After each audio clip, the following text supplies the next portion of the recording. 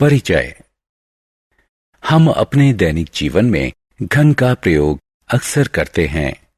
उदाहरण के लिए, घन एक ठोस आकृति होती है।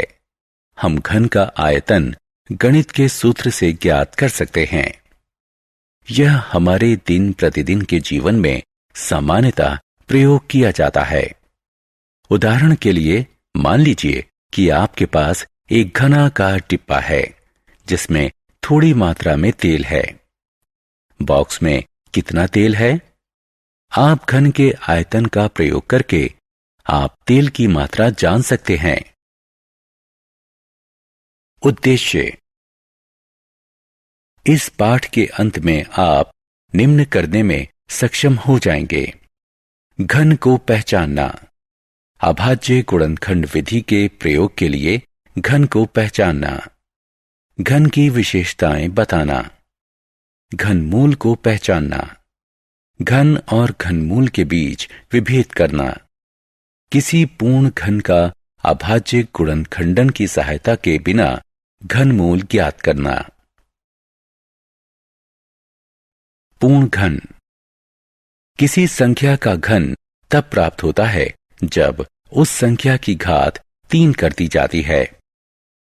घन का आयतन बराबर है s घन के।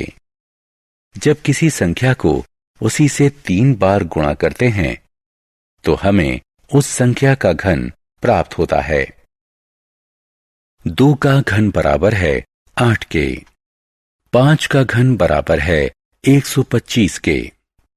8 और 27 प्राकृतिक संख्याएं हैं जो क्रमशः प्राकृतिक संख्याओं 2 और 3 का घन है।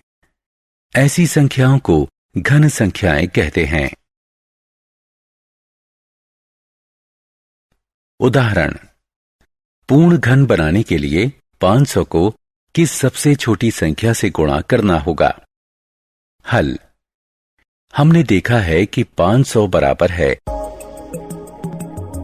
2 घन गुणा 5 घन के। अतः गुणनखंडन को 3-3 के समूह में बनाने के लिए हमें 500 को 2 से गुणा करना चाहिए।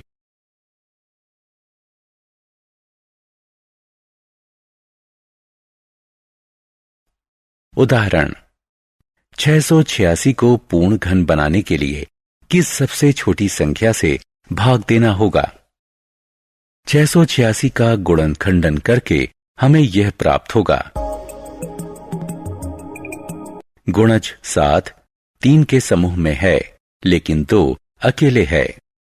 इसलिए यदि इसमें 2 से भाग दिया जाए तो संख्या पूर्ण घन बन जाएगी। 686 को 2 से भाग करने पर यह पूर्ण घन बन जाएगा।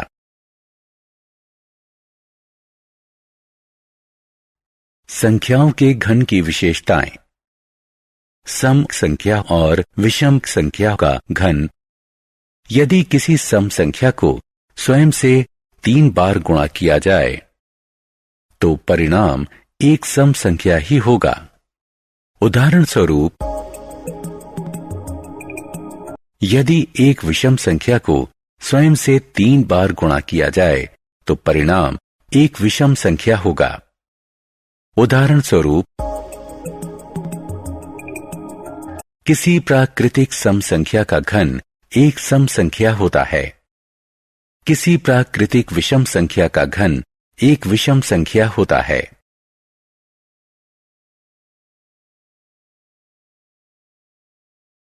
ऋणात्मक पूर्णांकों का घन। नीचे दिए गए गुणन को देखिए।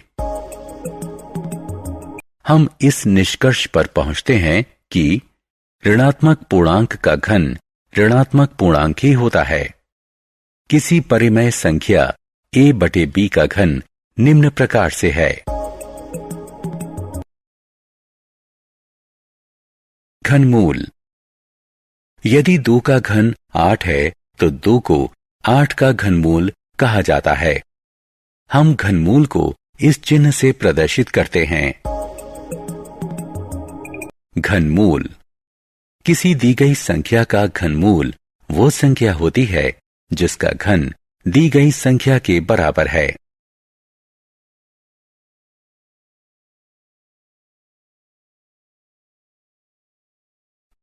किसी पूर्ण घन का अभाज्य गुणनखंडन द्वारा घनमूल प्राप्त कीजिए। उदाहरण 1728 का घनमूल प्राप्त कीजिए। हल दी गई संख्या का अभाज्य गुणनखंडन कीजिए।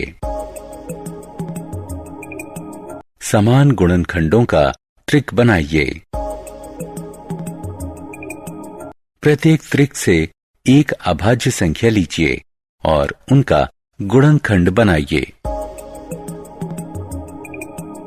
वांछित घनमूल 12 है, जिसे हम इस प्रकार लिख सकते हैं।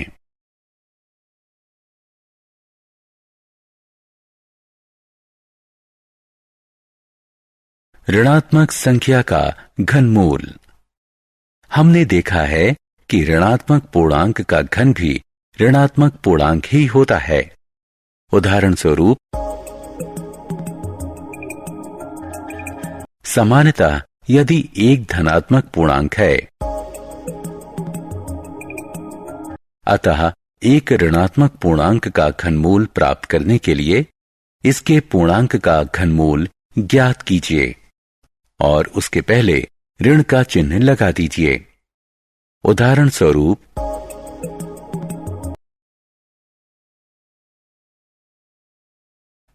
पूर्णांकों के गुणनखंड का घनमूल। उदाहरण स्वरूप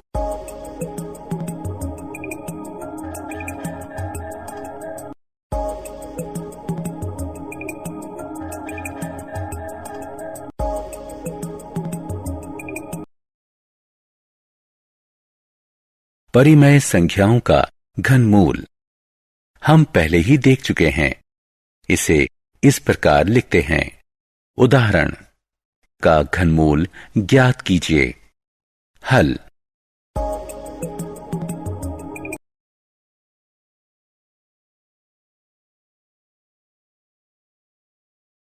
सारांश। आइए हमने जो कुछ सीखा है उसे संक्षेप में दोहराएं।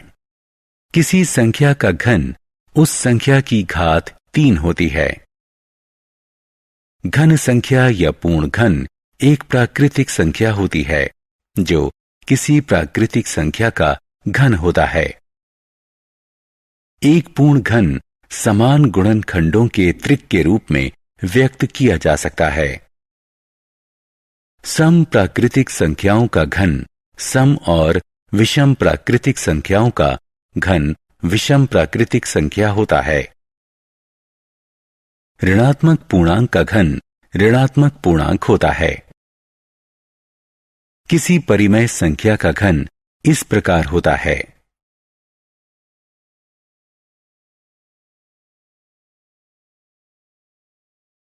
किसी दी गई संख्या का घनमूल वह संख्या होती है जिसका घन दी गई संख्या के बराबर हो।